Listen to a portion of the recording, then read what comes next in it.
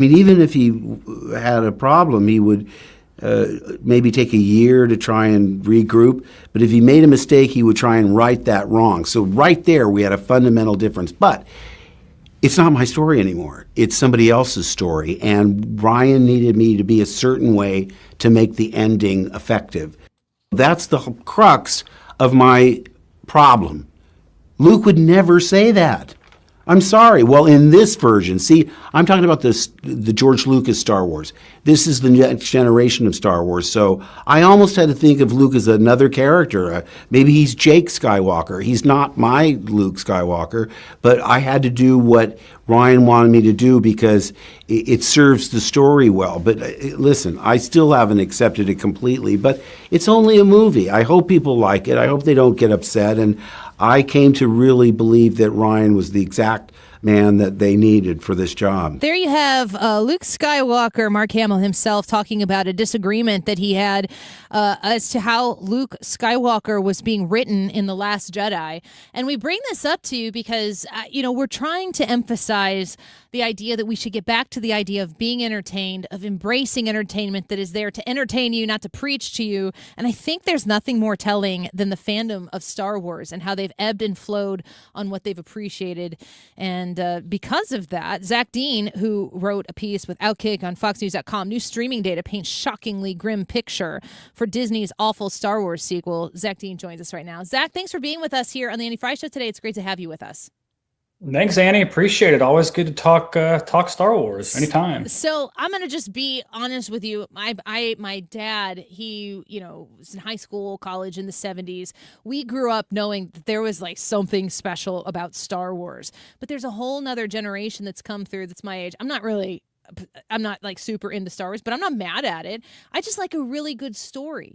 And it's interesting, and this is part of what you write about in this article on Fox News about how Disney took on the Star Wars franchise, and it's the Disney streaming numbers that are proving they have not hit the ball out of the park with this one so far.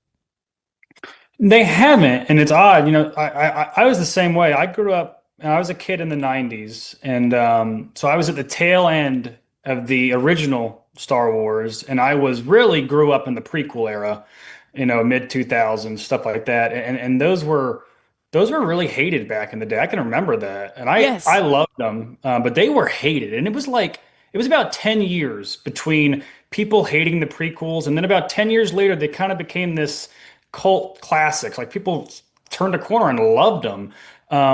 Then Disney took over after about 10 years of nothing for Star Wars, and the hype started to come back, and people were really excited that we were going to kind of continue the Skywalker saga.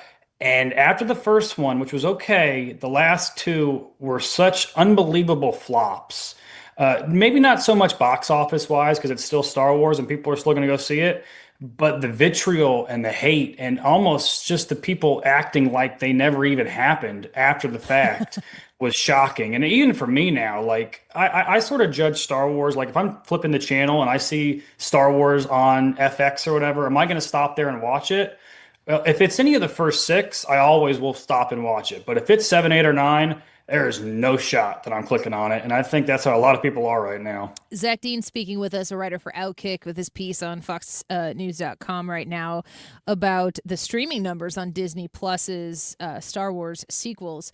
My son is 16, and he's grown up with The Mandalorian and, Baby Yoda. What's Baby Yoda's name is Grogu. I know this. I know these things.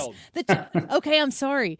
I want to like it for him. I want to be able to sit down and watch these stories. Now, I spend a lot of my time in news talk and observing the tentacles that kind of get into the entertainment industry that might sway it one way or the other. Is there like social culture that has seeped its way into the manufacturing of these movies and these stories that's gotten them away from the idea of just telling a great story? Has it gotten preachy? Oh, absolutely. That's Disney's biggest problem with anything. I mean, that's sort of been the case with Disney for a decade now. It's just that's sort of, and it's not just Disney, it's Hollywood in general. But they really, and again, not so much in the first of the of the sequels, The Force Awakens. That one was more of a shout out to the fans, nostalgia. They brought all the original characters back. They even admitted so much. The last two, and especially the second one, which Mark Hamill was just talking about, that's where for me at least, Star Wars really went off the rails because they had Finn, who's played by John Boyega, I think that's how you pronounce his last name, and he was the Black Stormtrooper, and that was a big deal. And then he came out afterwards and was upset at Disney because he said that they didn't handle the first Black Stormtrooper in a correct way. And I was like, what are we doing here? Like, this is Star Wars. Like, I don't care if the Stormtrooper's black, white, or purple, or an alien. Like, was he written well or not? That's the issue. But of course, Disney wants to go all these different cultural directions. And and again, Star Wars, these sequels were made during a really, really tense time in this country as far as, I think woke's kind of overused. I use exhausting, just an exhausting Preachy. Time period as far, yes.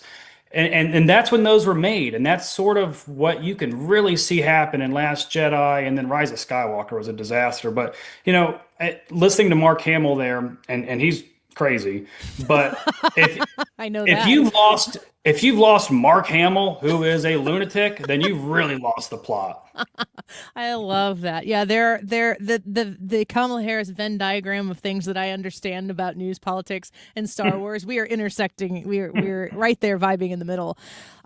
Is it recoverable? Because I asked this question of, I've got Ryan and Brad in here, and Ryan's big into Star Trek, but I think Ryan, you like Star Wars as well, correct? Enough. And Brad's big into Star Wars. Do you like Star Trek enough? Okay. We'll fight about it later. These are both things that they said. Both of these storylines have kind of been hijacked for the purpose of forcing something like, okay, we've won our audience and now you're going to sit down and listen to what we have to say, which is not how you treat a fandom. But they both desperately would love to see it come back to what it was. Like, you could forgive all of the wrongs that have happened because the fandom is so strong that they're so thirsty for it to get right. Do you feel like, is there anything on the horizon that makes you think, you know what, maybe they could get this one right?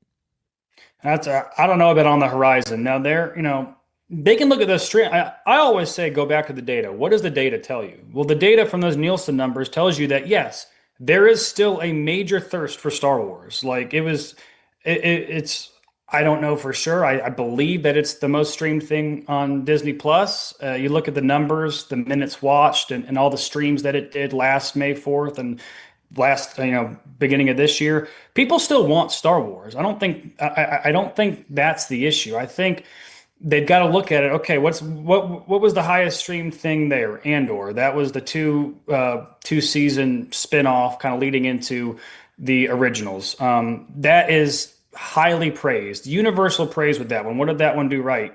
Really good storytelling, number one, good acting. It kind of made it kind of a political thriller, which I think people enjoy. And I think Star Wars, again, I go back to the prequels. People hated the prequels, but their biggest complaint when the prequels came out was, this is becoming too much of a political drama. Well, that's why people loved Andor. Is it salvageable? Yes. I've read rumors recently that they are in such, Lucasfilms and Disney are thinking about sort of, I don't want to say ignoring the sequels, but trying to cast them aside and create this universe where they kind of don't exist, and they try to hit the reset button. People would pay for it. Maybe that's their best way forward. Yeah, people would still pay for it. Ryan, you wanted to? Hey, Zach, this is Ryan, the one in the room that is not as big of a Star Wars fan as Brad is in here. But I do like some series. I really have liked with my family The Mandalorian. And that one seems to be the shining star among the newer stuff. And then we got this movie coming out. I just wondered, kind of as a fan, if you had heard anything that is it heading in that direction? Is there going to be any sort of messaging from the left in there? Have you heard anything like that? I haven't heard anything like that. What I have seen is that, again, it doesn't paint a great picture. We had a story last week or 2 weeks ago. The pre-box office numbers, their projections for this Mandalorian movie coming out, they're not great. Yeah. They're actually down in terms of what you would expect from a Star Wars movie. And again, Star Wars hasn't had a theatrical release, I believe, since Rise of Skywalker. A lot of streaming. Been some time. Yeah. Yes. So this is a big deal to come out with a new Star Wars movie in the theaters, which, again, growing up, that was like a huge deal. That was all. I mean, there would be lines out the movie theaters for days to get into Star Wars. Yeah. The numbers, at least now for this, don't look great. I think as we get closer, people will probably get into it more. I am interested to see what the messaging is with the Mandalorian because again, Disney, I think they want to start toning it down. They kind of have to because they're hemorrhaging money and people just aren't watching. And they've invested so much into Star Wars. 10 years ago when they took over the rights of the franchise, it'll be interesting to see if that is noticeably missing from this new installment to see, well, okay, maybe they're slowly getting back on track, but it's going to take a lot. Yeah, I might have to fight you for it, but I want to be Disney's next and last DEI hire as a conservative Christian parent of 4 kids. Like, can I just have a word just so you don't even have to listen to me. Can you just good luck? Throw me out there and let me say, ooh, that's going to be a problem with a huge contingent of people because they seem to be missing the mark so much. I'm glad you're speaking to, Josh D'Amaro being the new CEO and laying people off and realigning the business. It seems as though, of course, they're thinking consciously like that, but now would be a great time for them to say, hey, let's get back to being the best entertainers in the business. Well, that's what Star Wars is. I mean, you said it at the top. That's why people went. Like, I can remember when Phantom Menace came out in 1999. I was 5 years old, 6 years old. It was the first Star Wars movie in 20 years, I think, in the theaters. That I can remember to this day the hype around that movie, and you just. Again, it's been 30 years since that almost, but it doesn't have that anymore. They've got to get back to that or they're never going to get any of these new fans to stay on board. Zack Dean, thank you for the time today. It's a refreshing conversation. I think that people are so hungry to be just entertained anymore. So I appreciate you writing this article and coming and talk to us about it today. Thanks, guys. I appreciate you having me on. Take care. Bye-bye.